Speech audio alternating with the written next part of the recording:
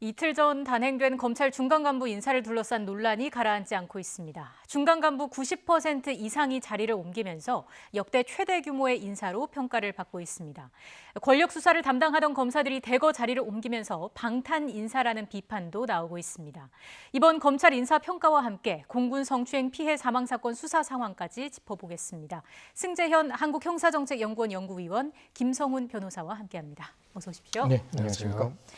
자, 먼저 지난 25일에 단행된 검찰 인사부터 좀 짚어보겠습니다. 앞서 말씀드린 대로 전체 대상자의 90% 이상이 자리를 옮기게 됐는데 이렇게 인사폭이 커지게 된 배경부터 좀 설명을 해주실까요? 요 직전에 대검 검사급이 신규 보임이 되고 그 당시에 이제 많은 분들이 자리를 옮겼습니다. 네. 뿐만 아니라 공석으로 이제 남아져 있던 고검 차장 자리까지 다 채워졌기 때문에 사실 인사 수요폭은 굉장히 늘어날 수밖에 없었고. 지금 이제 검찰 직제 개편 중에 이제 많이 들으셨겠지만 인권보호부라는 게 신설이 되었습니다. 네. 또 여러 가지 어떤 부서가 통합되고 또 분리되는 과정 속에서 사실상 거의 90% 이상 되는 662명의 검사들이 이제 바뀌었는 건데요. 지금 법무부에서는 어떻게 이야기를 하고 있는가 하면 검찰 개혁과 조직의 안정을 조화하기 위해서 또 적재적소에 공정하고 균형 있는 인사를 했다. 공존의 정의를 실현하고 국민의 권익을 보장하기 위한 인사를 했다라고 그 보도자료에서 밝혔습니다. 예, 이번 인사에서 눈에 띄는 내용들을 하나씩 좀 짚어보겠습니다. 먼저 주요 권력 사건, 정권을 겨냥하던 수사팀의 팀장들도 모두 교체가 됐다고 보면 되겠습니까? 네, 지금 여러 가지 사건들이 있지만 가장 핵심적으로 4가지 사건이 있을 겁니다. 네, 첫 번째 사건은 바로 월성 원전 경제성 평가 관련된 의혹이 있고요. 네. 두 번째는 이제 김학의 전 차관의 출국 금지 수사 외압 의혹이 있고요. 몇 가지 이제 기소도 되기도 했습니다. 그리고 청와대 기획사정 의혹이 있고 마지막으로는 이제 이용구 전 차관의 이제 택시 기사 폭행 의혹이 있습니다. 이와 관련돼서 지금 수사가 진행 중인 것도 있고 일부 관련자들이 기소가 된 것도 있고 수사가 마무리된 상태에서 기소 여부만 이제 결정해야 하는 그런 사안들도 있습니다. 또 공교롭게도 90% 이상의 대규모 인사 이동이 이루어지면서 해당되는 수사팀의 책임자라고 할 수 있는 팀장이라고 할 수 있는 책임자들이 모두 교체된 그런 상황입니다. 예. 위원님, 이게 수사팀장이 바뀌면 수사 상황에는 얼마나 영향을 미치나요?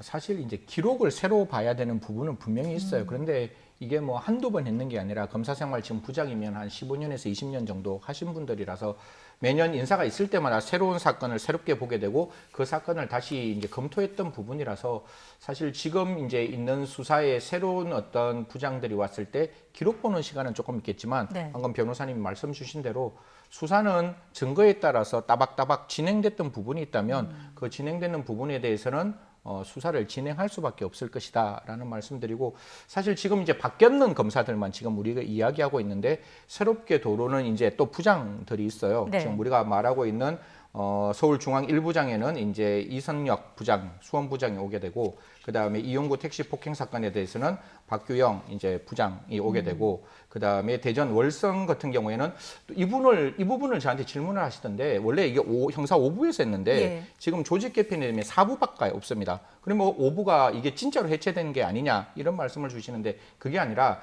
인권보호부가 1부로 바뀌었는 거예요. 인권보호부 밑에 1부, 2부, 3부, 4부가 갔기 때문에 아마 4부장님이 이 5부장 사건을 맡아서 할 것이라고 생각하는 거니까요. 5부가 해체된 건 아니고 그 인권보호부 때문에 1부, 2부, 3부, 4부 형사 1, 그냥 한 부가 좀 줄어들어갔다는 거지 5부가 해체되는 건 아닌데 그게 김영남 부장이 또 오시게 되는 거니까 제가 봤을 때 새로 오신 부장님들이 이러한 어떤 사건에 있어서 정말 공명하고 정대하게 사건을 처리하면 되는 부분이라서 이게 바뀌었다고 해체다라고 말하는 것도 조금 성급할 수 있는 것이고 또 오신 분이 이 사건을 뭉갠다라고 말하는 것은 오시는 부장님들한테 굉장히 좀 이렇게 외람된 이야기다 보니까 앞으로 어떻게 이 사건들은 진행될 것인지 분명히 수사는 증거에 따라서 진행될 것이다라는 말씀드리겠습니다. 일단 뭐 해체라고 보기엔 무리가 있다라고 말씀해 주셨고요. 지켜볼 필요가 있겠습니다만은 일단 이번 인사 이동으로 해서 가장 크게 타격이라고 표현해야 될까요? 이런 부서는 어디가 있을까요? 사실 우리가 이제 바라보는 것 중에 이제 서울중앙 1부장 사건이 있는데 서울중앙 1부장이 이제 청와대 사정기획 때문에 이제 근데 변필건 부장이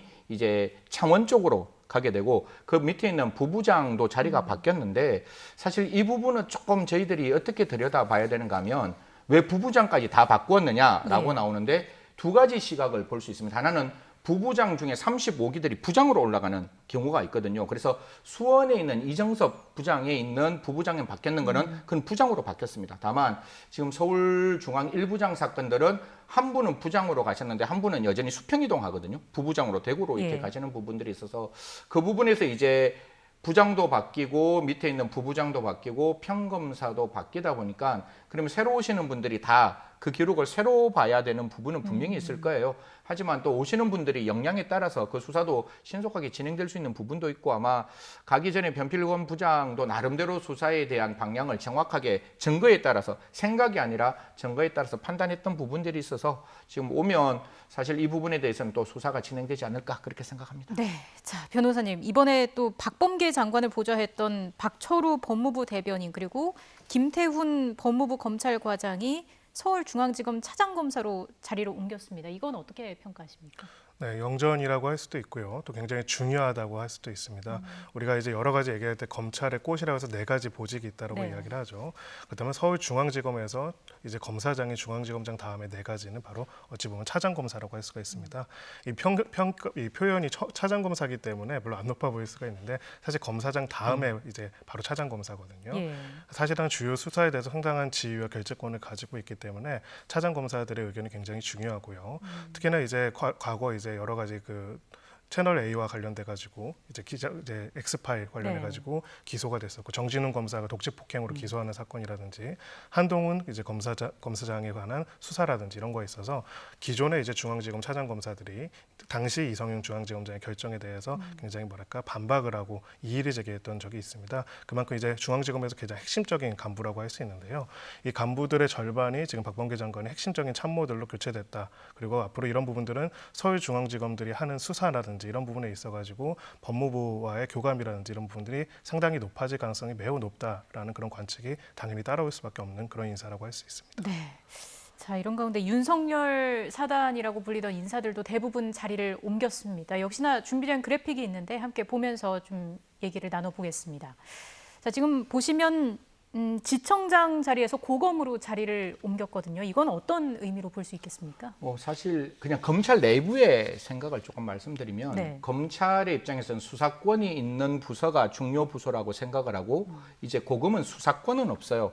지금에서 옛날 지금 검경 수사권 조정이 이루어지기 전까지는 지금에서 불기소 처분을 하면 그 고소인이 할 수 있는 게 이 불기소가 잘못됐으니까 이 불기소 조금 다시 한번 살펴주세요라고 해서 고등검찰청에 항고할 수 있는 제도가 있었거든요. 그러면 지금에 있는 수사를 고검검사가 한번 들여다봐서 야 이거 수사가 잘못됐으면 수사를 다시 해봐라고 재기수사 명령을 내릴 수 있는 그런 어떤 입장이었는데 그래서 아마 고검에 가면 수사권이 없기 때문에 한직이다라는 게 종래의 검찰 내부 시각이었다면 그냥 이거는 제가 갖고 있는 기본적인 시각인데요.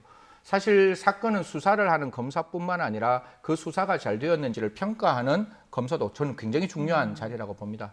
당연히 이제 지검 검사들이 수사를 진행하다가 그 지검 검사들이 수사 방향을 자칫 잘못 볼 수 있는 부분을 고검에 있는 능력 좋은 검사님들이 그 사건을 다시 한번 리뷰하는 것은 반드시 필요하다는 입장이고 지금 이제 과거에 있는 관행적으로 보면 지청장이 지금 윤석열의 관련되는 참모들이라고 말하는 모든 분들이 이제 고검, 뭐 서울 고검으로 간다든가 그다음에 뭐 부산 고검으로 간다든가 이렇게 이제 고검으로 빠지다 보니까 그런 말들이 나오는데요. 요번에 인사판을 보면 고검 검사님 중에 지청장으로 다시 나간 검사님도 계십니다. 제가 뭐 설명을 좀 말씀드리기 그런데 강령지청장으로 가신 분도 계시고 고검 검사 중에서 정말 인권 보호를 위한 수사를 한다든가 사실 검찰이 수사하고 있는 것들 중에 인권과 관계되는 것, 경찰과 관계되는 것 중에 경찰이 수사했을 때 인권의 침해가 있는 부분들은 당연히 고검 검사들께서 조금 이렇게 살펴보는 것도 중요하다고 판단되는 거라서요. 지금은 이제 고검으로 바뀌었지만 다음 인사가 또 어떻게 될지도 좀 살펴봐야 된다는 입장에서 기존의 관점으로 따지면 고검으로 가는 건 한직 맞죠. 네. 하지만 제가 바라보는 고검의 기본적인 중요성을 판단한다면 여기서 제대로 일을 하고 또 다른 부서로 갈 수 있는 가능성이 있으니까 이 또한 한번 지켜보자라는 말씀드리겠습니다. 예, 자 그리고 또 눈여겨볼 만한 인사가 있습니다. 현재 피고인으로 재판에 넘겨진 검사들의 인사 이동 어떻게 됐는지 이번에 변호사님께서 정리를 해주실까요? 네, 가장 대표적으로 두 사람이 있습니다. 네. 김학의 전 차관의 불법 출국 금지 의혹 관련돼서 기소된 이규원 검사가 있고요. 이규원 검사 이번에 승진을 했습니다. 기소가 됐지만은 부부장 검사로 승진을 했고요. 또 이제 좀 시간은 지났지만 많은 또 화제가 됐던 분이 있었죠. 정진웅 차장검사. 또 이번에 또 이제 보직 이동을 했습니다. 특별하게 이제 특별히 승진하지는 않았지만은 다른 이제 울산지검 차장검사로 가서 계속 수사를 담당하게 됐습니다. 이런 점에서 봤을 때는 보통 이제 과거에 어떤 우리 검사징계법상 여러 가지 징계 사유들이 있지 않습니까? 징계 사유라는 게 보통 형사적인 기소 전에 있는 경우에 검찰 내부적으로 자체 징계를 하는 건데 이렇게 기소까지 된 경우에는 물론 이제 무죄 추정의 원칙이 있긴 하지만은 직무를 배제하거나 적어도 수사를 직접 담당하지 않은 어떤 권한을 행사할 수 없는 쪽으로 배치하는 그런 관례가 있었다라고 하는데 그런 점에서 보자면은 이규원 검사 그리고 정진우 차장 검사에 대해서는 이 기소된 사건이랑은 사실은 완전히 무관하게 인사가 이루어지거나 특히 이규원 검사 같은 경우에는 승진까지 했다는 점에서는 적어도 이번에 인사권자가 인사를 함에 있어서는 이 형사적인 기소에 대해서 전혀 고려를 하지 않았다라고 평가할 수 있을 것 같습니다. 예, 위원님께서는 어떻게 보세요? 지금 변호사님께서 말씀해 주신 대로 관례가 이번에는 적용이 되지 않은 건데. 제가 뭐 검사 인사에 대해서 뭐 이렇게 바라봤을 때 이게 662명의 인사가 있는 거잖아요. 그럼 662명의 인사 중에 하나의 영역을 이렇게 바라보면 분명히 이건 좀 약간 좀 어색하다는 부분도 있고 또 나머지 부분을 보면 이건 굉장히 또 잘된 인사가 있다라고 보는 건데 지금 있는 이 두 부분은 제가 오면서도 되게 고민을 많이 했었는데요.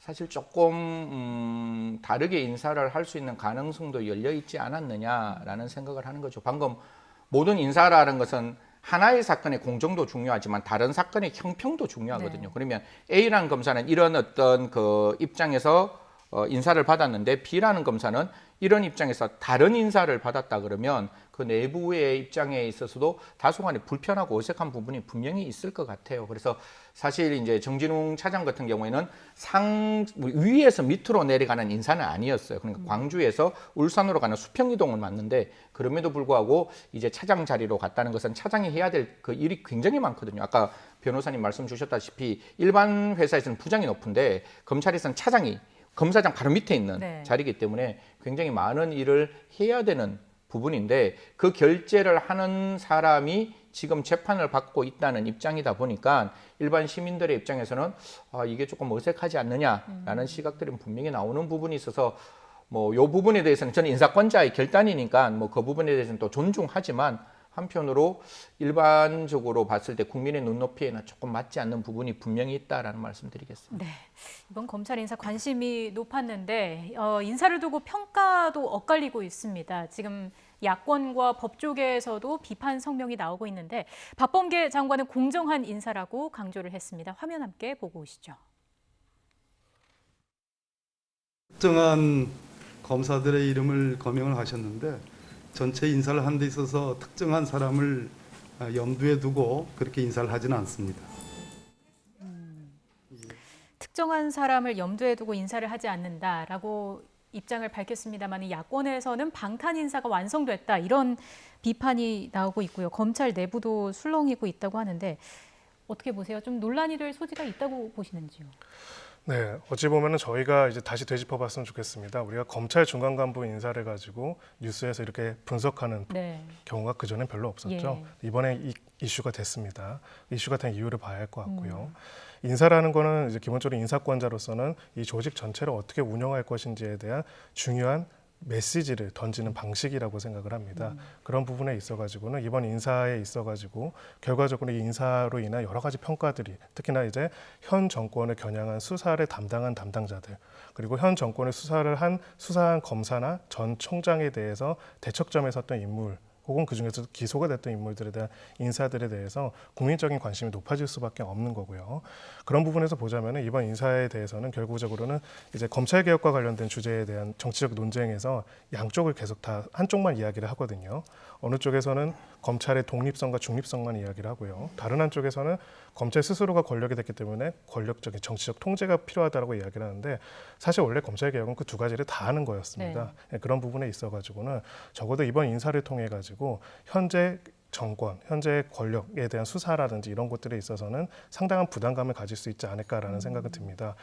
실제로 이제 그런 의도로 하지는 않았다 할지라도 아까 이제 대표적으로 이제 4대 중요한 이제 정권을 겨냥한 수사팀장들이 사실상 교체가 됐는데요.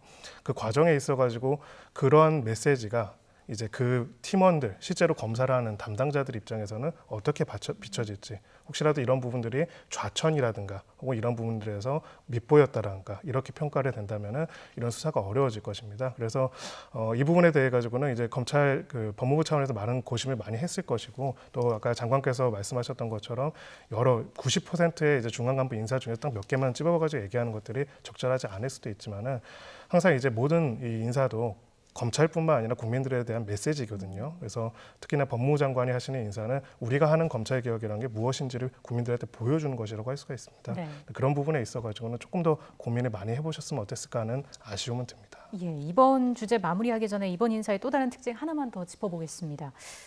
이번에 여성 검사들의 약진이 좀 두드러진다 이런 평가도 나왔는데 법무부 대변인의 사상 처음으로 여성 검사가 발탁이 됐습니다. 어떻게 보세요? 뭐 저는 긍정적인 시그널이라고 봅니다. 특히 뭐 법무부 대변인뿐만 아니라 대검찰청 대변인 두 분 다 이제 제가 뭐 이렇게 멀리서 아주 멀리서 아는 분들인데 네. 뭐 굉장히 탁월하셨던 분들이세요. 그리고 뭐 지금까지 여성과 아동에 관련된 여러 가지 어떤 노력들을 또 헌신해 오셨던 분들이고, 또 두 분이 케미가 좀 잘 맞을 수 있다라고 생각이 듭니다. 지금까지는 뭐 법무부 대변인 말씀과 그다음에 대검찰청 대변인 말씀이 완전히 달랐던 부분도 조금 있었잖아요. 법무부에서 A라고 말하면 대검찰청에서 B라고 말하는 이런 부분들이 있었는데, 그 두 부분의 케미를 좀 잘 맞춰줬으면 좋겠고, 뭐 저희들 이제 검찰 안에서는 검찰 과장도 중요한데 뭐 형사법제 과장도 되게 중요합니다. 형사법제 과장도 이게 외국에서 이제 근무하셨던 파견 나가셨던 문 부장님이란 분이 오셨는데요. 되게 좋으신 부장님이시니까 뭐 그런 부분들이 약진이라고 분명히 말씀드릴 수 있고, 네. 이제 이런 이야기들이 많이 나오죠. 임은정 부장이 예. 지금 이제 법무부 감찰 담당관으로 갔다라고 하는데, 아마 제가 알기로는 임은정 부장이 30기인 줄 알고 있어요. 그럼 30기면 사실 이번에 검사장의 말도 조금 있었거든요. 29기까지가 아니라 30기까지라는 말도 있었는데, 30기라면 뭐 차장 자리 가는 거는 제가 그렇게 문제가 없다라고 네. 생각합니다. 그래서 대검에서 했던 감찰 일을 법무부에 가서 다시 감찰 담당관으로 하고 있는 거니까요. 뭐 업무의 연속성이라고 또 판단하면 이해 못할 바는 없다라는 말씀드리고, 그다음에 뭐 박은정 감찰 담당관도 쉽게 말해서 그 기수에서 어떻게 보면 가장 또 이렇게 지금 있었던 일 갖고 구술소에 올라왔지만 그 전까지 또 탁월했던 어떤 역량이 존재를 했기 때문에 뭐 성남지청장으로 갔다라는 부분 때문에 다소 뭐 여러 가지 말들이 나오는데요. 또 그것도 한번 저희들이 지켜봐야 한다, 그렇게 말씀드리겠습니다. 네, 알겠습니다. 두 분의 평가를 들어봤고요. 주제를 좀 바꿔서 이번에는 공군 성추행 사망 사건에 대한 수사 상황을 점검해 보겠습니다.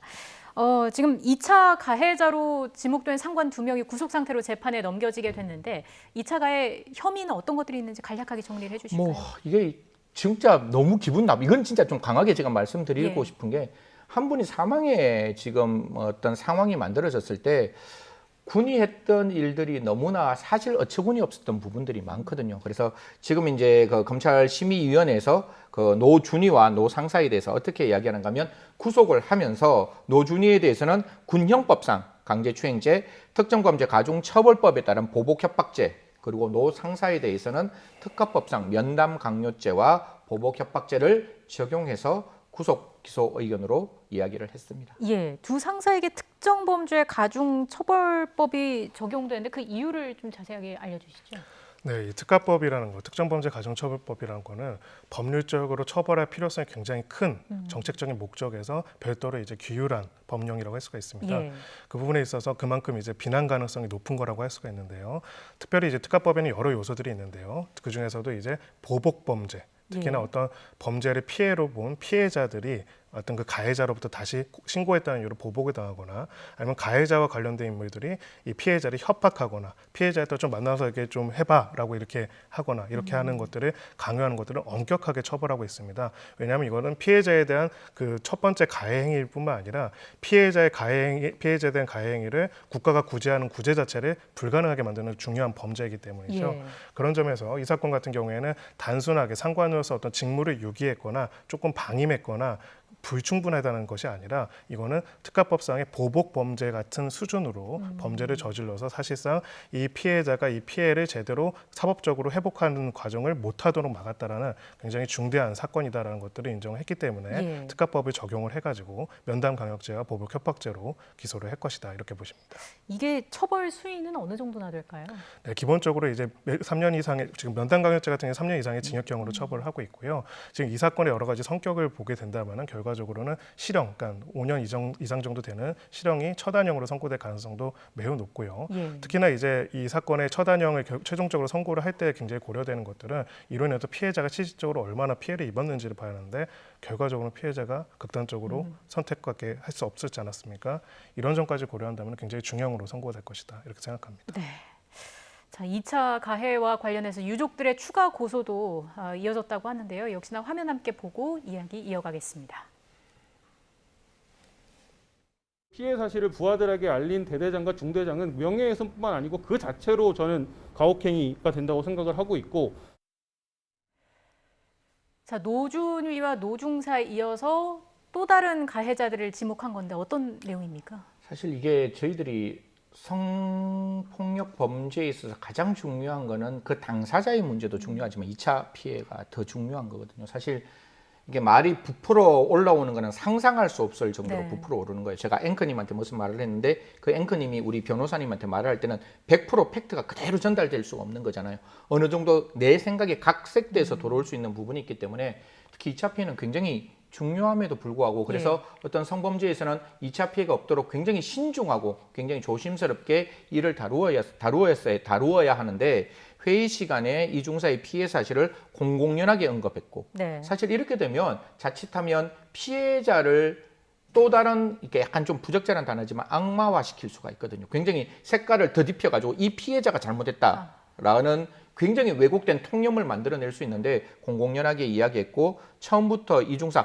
보호해야 되잖아요. 네. 피해자는 보호의 대상이지 피해자를 그 원대 복귀를 시킨다든가 피해자를 다시 소외시키는 건 절대로 해서는 안 되는데 네. 처음부터 이중사를 원래 부대로 다시 보내기 위해서 공모한 것으로 보여진다라고 변호사가 밝히면서 대대장, 그러니까 우리가 이야기하고 있는 공군 15 비행단 대대장, 그 다음에 운영통제실장, 그 다음에 중대장, 그 다음에 레이더 정비 반장 4명에 대해서 다시금 국방부 검찰단에 고소했습니다. 그럼 이들에 대한 처벌은 어떻게 될까요? 분명히 2차 피해도 제가 아까 뭐 변호사님도 그런 말씀드렸는데 2차 피해가 나오면 일단 징계사항은 확실하게 될 것 같고요. 그 2차 피해가 만약 어떤 특정 사실을 이야기를 했다면 분명히 우리가 명예훼손죄에서는 공연성이라는 개념을 씁니다. 쉽게 말해서 A라는 사람에게 알렸다 할지라도 이 A라는 사람이 다른 사람에게 전파할 가능성이 있으면 그걸로 공연성을 인정하는 건데 회의 시간에 그런 이야기가 공공연하게 나왔다면 그 부분에 대해서는 명예훼손죄가 될 수가 있고 네. 이게 허위 사실이라면 더 가중처벌 받을 수 있다. 또 뿐만 아니라 지금까지 우리가 나와 있는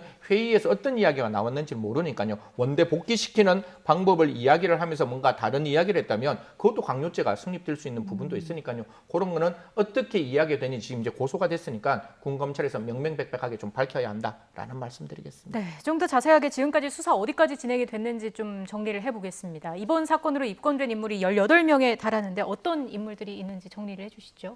네, 가장 대표적으로 이제 직접적인 가해자죠. 네. 네, 가해자로 성추행 가해자를 했던 당당자는 이제 구속이 됐고요. 그리고 이거를 아까 방금 다뤘던 두 사람 직속 상관으로서 계속 협박하고 회유하고 계속 합의를 종용하고 또 실제로 본인도 이 피해자일 때 또 가해 행위를 1년 전에 했던 그 상사들도 이번에 구속이 됐습니다. 네. 이 세 사람을 비롯해 가지고요. 나머지 이제 핵심적인 것들은 이 사건은 이제 단순하게 그런 성추행 사건뿐만이 아니라 성추행이 어떻게 보면 군 내부에서 어떻게 해결이 못 되고 어떻게 하면 조직적인 폭력으로 다시 피해자한테 돌아오는지를 보여주는 거기 때문에 이 당시 담당했던 수사 그리고 수사했던 담당자들뿐만 아니라 지휘체계의 모든 관련자들이 지금 총망라해서 피의자들이 입건된 상태이고요. 지금 구체적인 내용들은 사건의 수사를 해봐야 더 알 수도 있겠지만은 결과적으로는 이번 수사의 목적은 이 피해자를 보호하고 피해자한테 직접 피해를 입힌 사람뿐만 아니라 이 피해자는 지금 누가 어떻게 자신의 고소를 제대로 처리를 안 해주고 자신을 압박하는지조차 모르는 상태에서 괴로워하다가 세상에 떠났습니다. 네. 바로 그 누가가 누구인지를 정확하게 밝히고 무엇을 잘못했는지 밝히고 어떻게 처벌해야 하는지를 밝혀야 하는 과정에 이제 있다라는 생각이 들고요. 네. 또 수사하는 당국으로서도 꼭 그것을 목적으로 해야 한다고 생각을 합니다. 단순하게 이 돌아가신 피해자뿐만이 아니라 사실은 이게 이번에 처음 발생한 게 아니에요. 예. 수년 동안 계속 발생하고 있는데 앞으로의 피해를 막기 위해서도 꼭 그 발본색원을 할 뿐만 아니라 이 사람들이 무엇을 했고 어떻게 처벌을 받았는지 군 내부적으로도 정확하게 공유가 되어야 한다라고 생각을 합니다. 네, 여러 고민이 좀 필요해 보입니다. 오늘 두 분 말씀은 여기서 마무리하겠습니다. 승재현 한국형사정책연구원 연구위원 그리고 김성훈 변호사와 함께했습니다. 고맙습니다.